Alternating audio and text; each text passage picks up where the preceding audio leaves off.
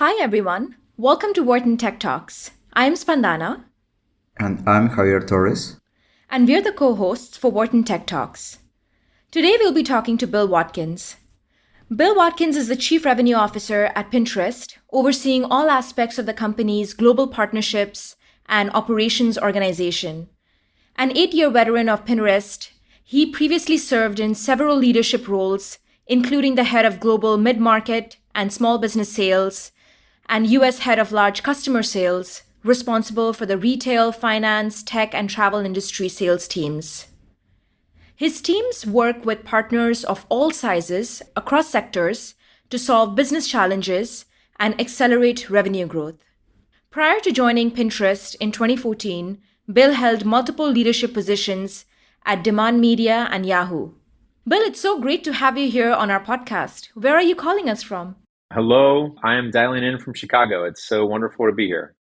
Awesome. Welcome, Bill. Just to kick us off, why don't you tell us more about your career path to date and your decision to join Pinterest? Sure. It feels like I've blinked and I'm 20 years into my career, which is a bit nerve-wracking to say, but I would say that digital was always squarely in my sights. So after I graduated university, I went to work for a tool company. They were over-leveraged with all of their sales coming from big box retail. And I was brought on straight out of school to design, develop, and deploy their e-commerce channel distribution, and search facilitated my sale. So fast forward a few years, I made the jump over to Overture, then Yahoo Search Marketing. I had a wonderful career at Yahoo. The Yahoo network is something that I think all ex-Yahoos really value. If you look to see where all of us are today, and in fact, I was speaking to two different Yahoos or ex-Yahoos on different calls yesterday. I then had an opportunity to head over to Demand Media, which was a brilliant idea at the time of as journalism was going through some significant dynamics. They were aiming to reinvent, frankly, that landscape and crowdsource journalism based off of search and social signals. It was an amazing time there at Demand Media, an unbelievable learning experience, and ultimately came here to Pinterest.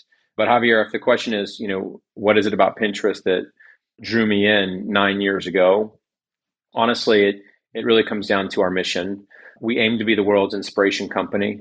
Our mission is all around bringing everyone the inspiration to go and create a life that they love. And while it might sound a little cheesy to say, in 30 years from now, when I'm telling my grandchildren what I did for a living, to tell them I had the privilege and the honor to work at a company that was really trying to do good in the world, means a lot to me personally. Yeah, I agree. That's awesome. It gives you purpose in life, right? You were also among the first 250 employees at Pinterest. So why don't you tell us more about the journey? How was Pinterest back then and how has your organization changed until now? It's been the highlight of my career to be able to join a company so young, such a meaningful platform at such an early state, and to play my part, one part of many, which has now grown to thousands of individuals, but to play a part in leading up to and through an IPO. But, I was one of the first 200 employees. At the time when I joined, I believe we had something like 30 million some odd global users. And here we are today, reaching about 500 million people around the world. I started before we began our monetization efforts. It was thrilling to work with some of the smartest folks I've ever had the opportunity to work with and really building out our go-to-market strategy, working with some of the best ads product and ads engineer individuals to really build that initial offering. And then, observe the company grow through different chapters, being focused on US and desktop to being focused on mobile and app to being focused on international to, I think, really increasing our investment in monetization and to go from a very ad hoc, first party centric product to one that's first party and third party, that is automated, that is all focused on performance and performance-based scale, really the value that we drive for advertisers, but in an automated way. It's been an unbelievable journey up till this point. And I'm so thrilled for my next 9 years. I feel like a company as old as we are, about 13 years old, actually just last week, we're just getting going, and the future's really bright as we look in front of us. It's wonderful to hear you talk about this, and I can almost feel the excitement that you must have felt going in. And it's great that even now, so many years in, it's still a very exciting time for you and for Pinterest. But I'm very curious, how did the very first pitch to early partners go, when you were trying to come up with the whole monetization journey? What was that experience like? I wish I could tell you that it was perfect. It absolutely was not. So, in the early days, we didn't have any targeting. We didn't have any first or third party measurement solutions. And we came to market with a very expensive CPM product. But we were very, very fortunate back then as well as now. But when I think about our initial beta in the summer of 2014, we had a handful of select partners that we invited in to give us feedback on the product offering that we built initially, and gave us incredible learnings to help us evolve that product to where it is today. But if you were to go ask any of our customers around the world what they thought of Pinterest in 2014, they probably would tell you that they loved it, but they would probably also tell you we were quite expensive. So I'm just thrilled that over the years and building this auction-based product with automated bidding and budget and campaign-based solutions that really is built off of return on ad spend and cost per acquisition, and doing so in a manner that we believe lowers barriers to entry to measuring success. That's where we've evolved to. But it was so much fun. I cannot underscore how much fun it was in the early days. We were literally learning many new things every single day. And I'm so grateful to all of our teammates, all of our agency partners, all of our direct client and advertising partners that they gave us that feedback to help build the product that we are today. It was so much fun. Yeah, it sounds like it was quite a journey, and I can imagine that it wasn't a particularly easy journey, right? And one of our favorite things about this podcast is, you get to pull the curtain back and hear, from the person who was making decisions and who was going through this challenging time. So I'm curious, could you tell us more about maybe some of the strategies that you used when, facing these early challenges that came with establishing monetization earlier on pre-IPO? Yeah, well, maybe I'll first touch on the people that we wanted to bring onto the team and kind of our approach to recruiting back then. In addition, just the customer insights, the user insights that really helped to build what the offering was back then and is today. There's a CEO of a publicly traded company that I've gotten to know over the last 5-6 years. And when I first met this individual, they told me that, Bill, our job as leaders starts and ends with being good recruiters, identifying talent, and having the ability to bring in the best people. And if I'm being really honest, I didn't really understand what that individual meant back 5-6 years ago, but it's been an insight that I've tried to keep close to me. And I know full well what he was speaking to now. But I'm really proud of our approach, perhaps without even knowing, but a bit of instinct. About 9 years ago, we have, in addition to the mission that I set up front, Pinterest mission is to bring everyone the inspiration to go create a life they love. We have a very clear set of company values. And I think in the early days, if you're only hiring for competency, I work at platform X and I work on partner Y, and on paper, that individual might look like they would be a great fit to bring into the organization. To do that without regard to the company values, I would argue is short-sighted and is setting both the company and the candidate up for failure. And I am so proud to say that we were unrelenting about screening for both competencies and values. And then you fast forward today, again, I sit here in Chicago and we have about 200 folks in our Chicago office here. And we've had less than 5% regrettable attrition over 9 years. And my original founding team here in Chicago is still with me today. And I absolutely credit that to that cross-section of values and competencies and the team you want to build, because you're going to be on this journey together and you're going to be in the trenches together. Those early days, They were so much fun, so much fun. Some of the most fun days of my career, but it's also a grind.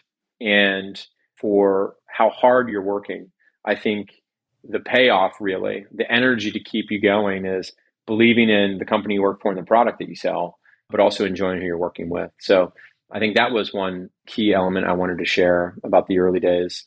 And the other is, Spandana, you were kind of getting at the go-to-market and the strategy. Those need to be born out of customer insights.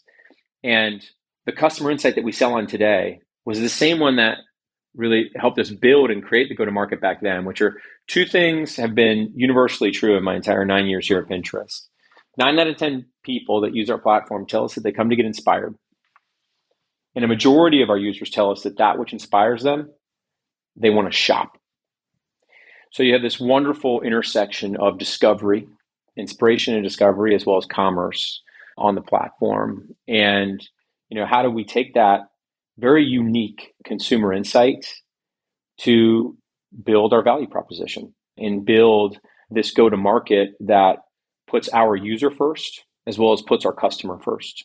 Because at the end of the day, any client that I work with, any advertising agency that my team works with, we have a shared customer, which is our user and the brands, and this user uses that brand's product.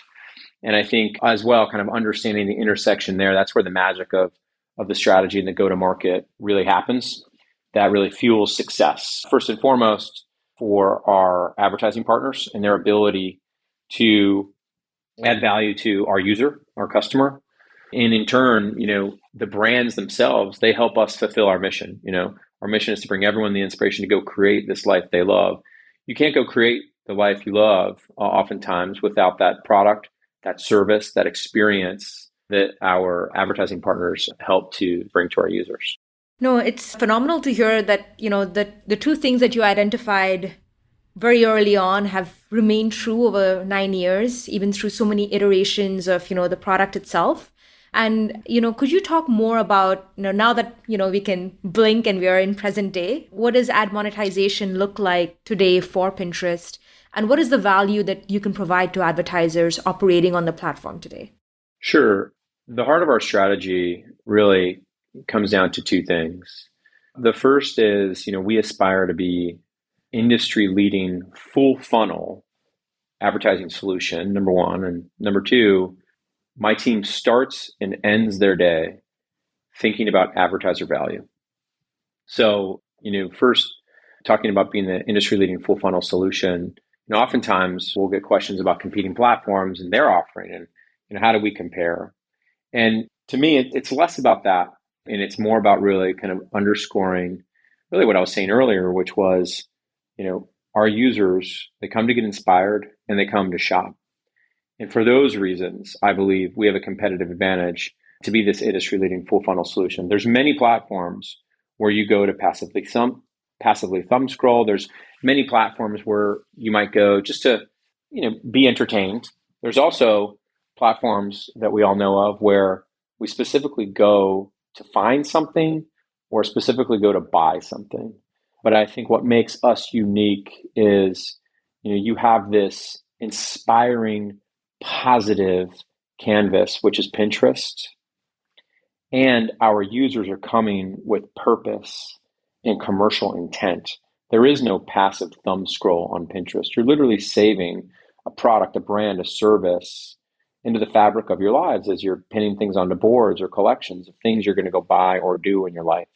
So when I then think about the advertiser objectives, when I think about the advertising products that we have, be it conversion buying products, video-based or awareness objective products, how do we package these things together in a very simple and clear way that says, hey, as we think about inspiration and positivity, here's one set of solutions. When we think about, purpose, intent, driving sales, here's another set of solutions. And I'm so proud of the work that our team has done together. And I'm so proud of the feedback that we constantly get from our advertising partners and our pinners that help us get better. That I think kind of bleeds into the second bit of the strategy around advertiser value. The measurement landscape has changed significantly, with the advent of ATT and just the nuance differences of data privacy law here in the United States versus, say, in Europe or in other parts of the world. And while all that change is happening, what needs to be true is you need to know your client's goal and you need to meet and exceed it. That is a pretty clear and obvious thing, I know, to all of us. But the way that we think about that is through first-party solutions and then third-party partnerships and third-party solutions. On the first-party side, we've invested so much in automated performance-based ad products. And the complement to that is investing in our first-party measurement solutions. And I'm thrilled with what we've been able to build. So our client and agency partners can very easily see in our own ads manager, hey, where do I input my goal? Where do I tell Pinterest what my exact ROAS or CPA target is, or my brand lift target? Where do I tell them what that is? And then how does the system actually work? How is it serving my ads in a manner to help me meet and exceed my goals? Thrilled about what we've been able to develop. And to your point about being on this journey for so long, if I knew back in 2014 what we would have right now today, I wouldn't believe what I would be hearing. But that's nearly a decade of product improvement. And then on the third party side, we've been really fortunate to learn from partners at different chapters in this journey what we need.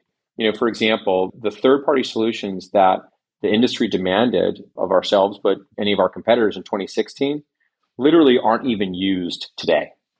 This is how fast the industry is changing. So when we think about measurement in general, not just the third-party partnerships or the first-party tools that we're building, we're thinking about where this measurement and data privacy landscape is going, not where it is today. And I think we have a lot of examples there of our areas of investment, and I think some of the wins that we've been able to share with our clients.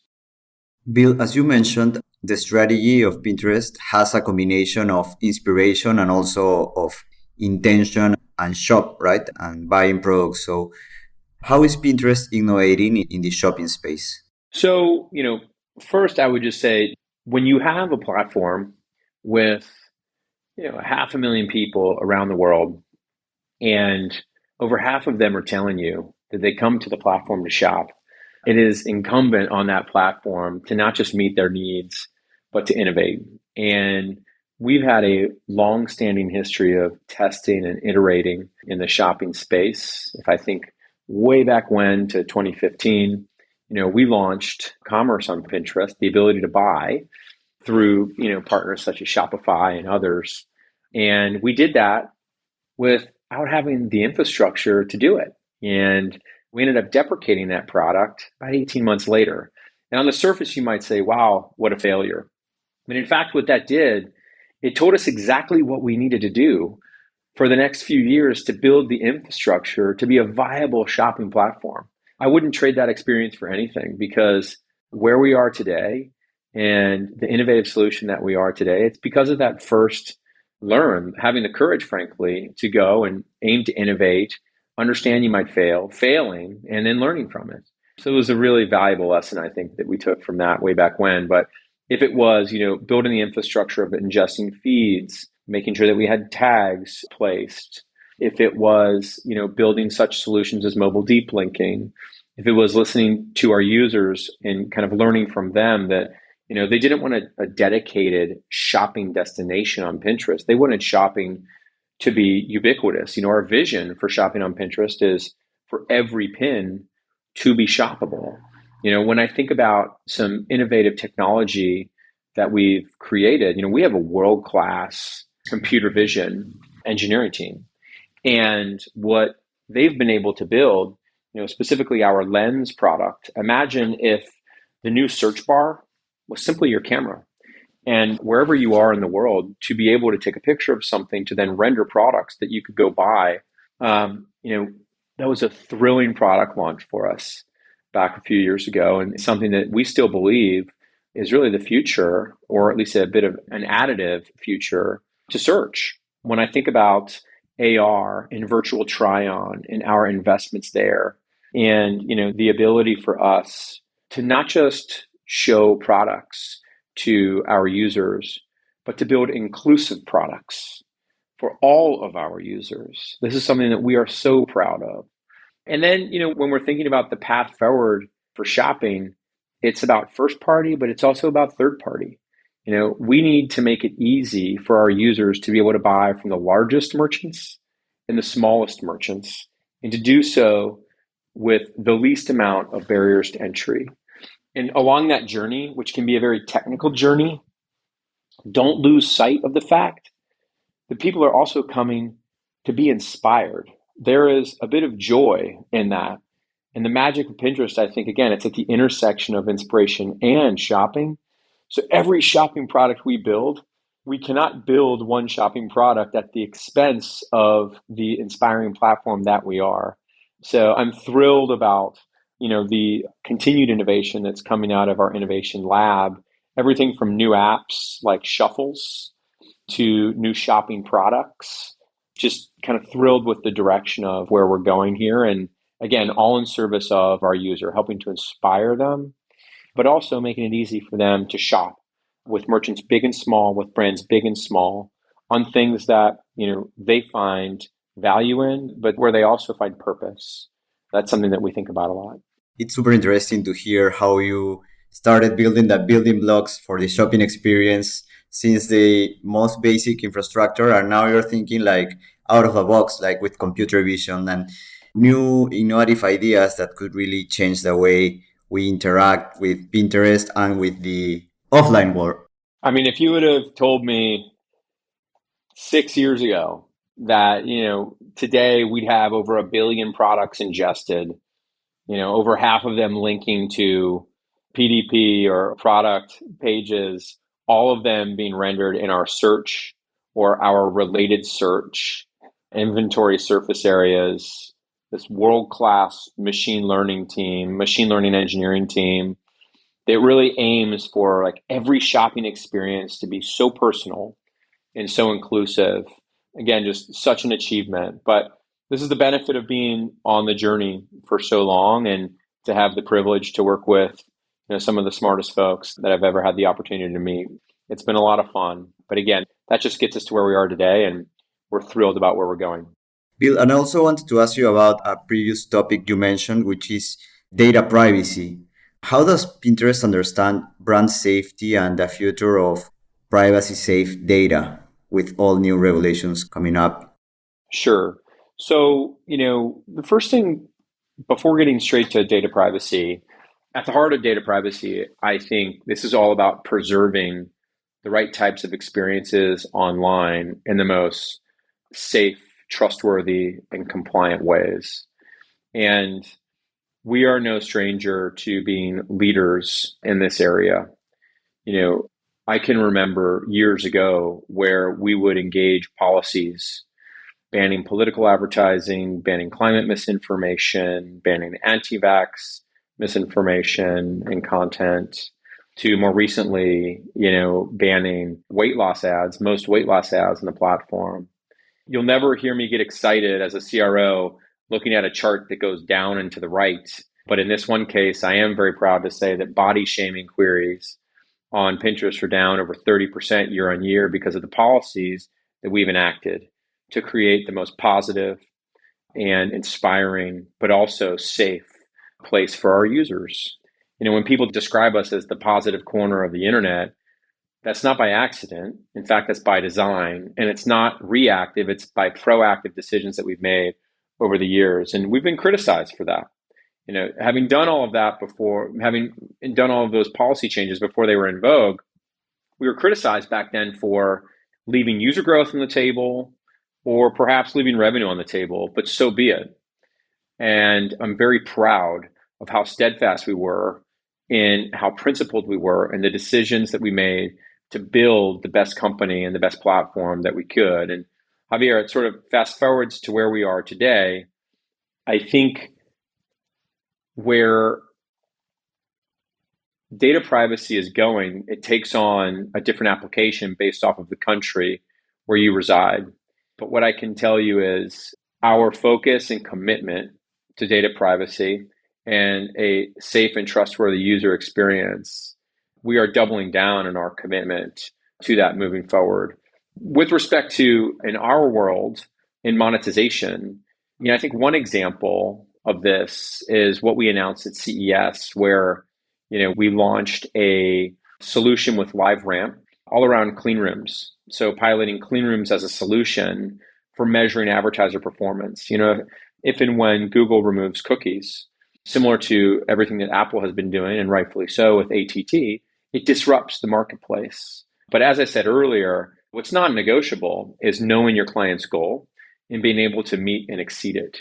And I think I also said earlier how we're not focused on where measurement has been, but where it is going. But this has a direct correlation to data privacy, in that in a cookieless world, and for a platform that has first-party data for 500 million people around the world, to be able to innovate in the clean room space with partners where we then can commingle data in a safe and compliant way, only for purposes of measurement, to then give transparency done by the third party back to the platform or the client to prove the return on ad spend. I think, Javier, this is just one of many investments, first and third party, that we're making and continue to make to do our part in creating the most safe and trustworthy internet that I think is really born out of kind of where data privacy law is going. What's really stood out to me across a lot of, the things that you've told us is your focus on not just, where measurement of the world is today, but where it's going. And having worked in e-commerce before, I can truly appreciate that it takes a lot more effort for you to make these bold, tough choices, especially, when it hurts the bottom line or it's not what, the current view is. But I can, as a user of the platform, I really do applaud this particular initiative. And you're totally right. This is where the world is going. And this is where all your clients and advertisers will be going. So it makes a lot of sense. Yeah. The one thing I'd add, though, is, I am a fan of change. I believe change begets competitive advantage. My only add to what you said is it doesn't have to hurt the bottom line at all. I feel like this is just simply a new market that's being created, driven by data privacy, where we're all going to figure out how it will apply to our platforms, our users, and our business models. And there is more than enough headroom to drive growth in the top and the bottom line. I mean, in tech right now, margin expansion is key. And we're all going to do that. But we're also going to do that while investing here in these areas. If it's first-party tools that we're going to build, such as conversion APIs, perfect. In safe and compliant ways, perhaps within our own cloud environment, if partners want to have us ingest their conversion data, where, again, within the walled garden, only for purposes of measurement, we can commingle that data safely and compliantly to then return results, wonderful. And you can actually do that more in an automated way, in a much more scalable and efficient way, obviously because it's done with our first-party tools. But I do think, especially for larger partners, the clean room solutions is going to be one of many paths, but certainly one primary path that we need to go down, because if I'm putting myself in the client's shoes, you don't always want your platform partners to be grading their own homework. And I think this is just a prerequisite for that type of success moving forward. Also, in this moment, I'm thinking back to 2005, 6, and 7, when programmatic was coming out, and fast forward to that just being an industry standard today. It might take a few years, but this is clearly where the industry is going, and rightfully so, because data privacy is, but will continue to be front and center as it should. Yeah, sounds like you guys are building clear long-term competitive advantage there. So that's pretty great to hear. So, at this point, we've learned so much about you as, your career journey, about your role at Pinterest. And we just like to do a fun Q&A segment and ask you a few questions, rapid fire style, if you're up for it. I'm up for it. Sounds good. So let's start with this. What's the worst career advice that you've ever received? I'm an optimist. Would you mind if I share some best career advice? I tend not to focus. That was going to be our next question, but sure, you can move on. Okay. Yeah, when I think about it, I feel very fortunate to have some unbelievable mentors, and I've also had the fortune of working just with unbelievable teams and teammates along the years. And I've also had the privilege of having some incredible coaches along the way. But a couple of things I think really stand above the rest. The first is we should always aspire to, as professionals, to be this notion of a T-shape individual or a T-shape executive. And, meaning being versed in a very broad set of topics within your function, within your industry. But at any moment, to be able to be stopped at one of them and go as deep as anyone else insofar as product and technical acumen or understanding of that one given topic. Because I think the reality is, especially in this hybrid working environment and all that we're doing every single day, like our ability to consume information and data is markedly higher. And I think in turn for that, like our ability to use it and use it smartly has never been greater. So I think this was a piece of advice that I got from a mentor of mine, and she is a Silicon Valley legend. I'll leave it at that, but I'm very grateful for that bit of advice. Maybe a fun bit of advice that I got over a decade ago was this notion that tension is positive. And what this individual meant by this was, especially in a sales capacity, if someone is not interested, it's very easy for them to say no and absolutely disengage and walk away from a conversation or a product opportunity or a sales opportunity. But when there's tension, tension equals engagement. Tension equals you are close to the finish line. And then it's incumbent on all of us to work together in a healthy manner to resolve that tension, or i.e. close the deal. But, tension being positive is something that I've a bit tongue in cheek, but always share with my teams. And I'd say the last thing, and I'm saying this specifically to all of my sales friends out there, about 7 years ago, early days of Pinterest, I moved my family from from Chicago out to San Francisco. We lived at headquarters for the first nearly 3 years of the company. And it's out there where I learned from a handful of early Pinterest executives, first starting with our prior CEO, the importance of being a product-centric sales executive. Again, it's our jobs to make sure that the ad product that we have, it meets or exceeds our clients' goals. And you cannot do that if you cannot grok ads product and ads engineering, if you cannot be a great and exceptional cross-functional partner of the product marketing organizations. And, those are 3 bits of advice that, I still carry with me today. And when asked, aim to politely impart on any individual on my team or friend or colleague of mine in the industry. Oh, thank you so much for that. We've definitely learned a lot from those 3 pieces of advice. Who's a business leader that you look up to?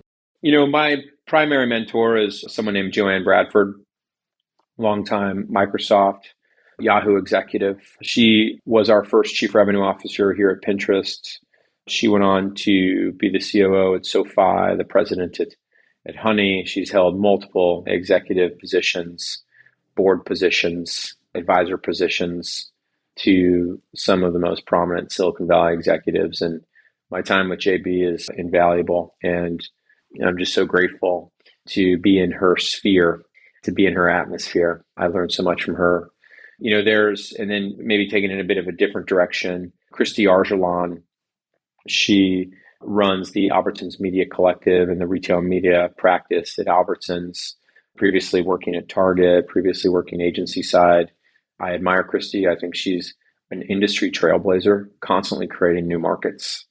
And then a bit more tangential here, and a bit more indirect. But when I think of, Satya Nadella, and just, again, this is what I can consume online, of course, just his leadership style and the turnaround that he built, 1, in product relevance, but 2, in the culture at Microsoft is absolutely stunning. But, I say those 3, but, there's hundreds of folks that I could name. And I think it kind of gets to this notion that we live in a small world and our industry is far smaller. And you've got some of the best and brightest minds working in tech. And if you're not getting smarter every day, it's simply because you're not trying. The IQ is certainly out there. And it's not just smart individuals, but there's just great individuals in our industry. And I'm grateful to know many of them. Bill, we also want to have a quick peek into your mind. What are you currently pinning on Pinterest? I have been pinning a ton of watches. I love, love, love, love watches. I have this burgeoning watch collection. There's no better place for inspiration. And let me tell you, it's a long lead cycle. It's a long SLA or buy cycle for watches. So no rush, of course. I was joking just in the prep I have a board just called Our Home that my wife and I, it's a shared board that my wife and I use. And I am not kidding. I think we have every piece of furniture on that board in our house here in Kenilworth. And lastly, I would just say, these are just three topics of many. I'm constantly using Pinterest for men's fashion, but also for travel, specifically our family travel, be it next trips, destinations, dream locations, and so forth. That's awesome. I'm really interested in that one, the trial, because I feel like we are always like going to the same places, but there are so many places that you could visit if you had the time to look at our options. I agree. It's a constant topic in our house.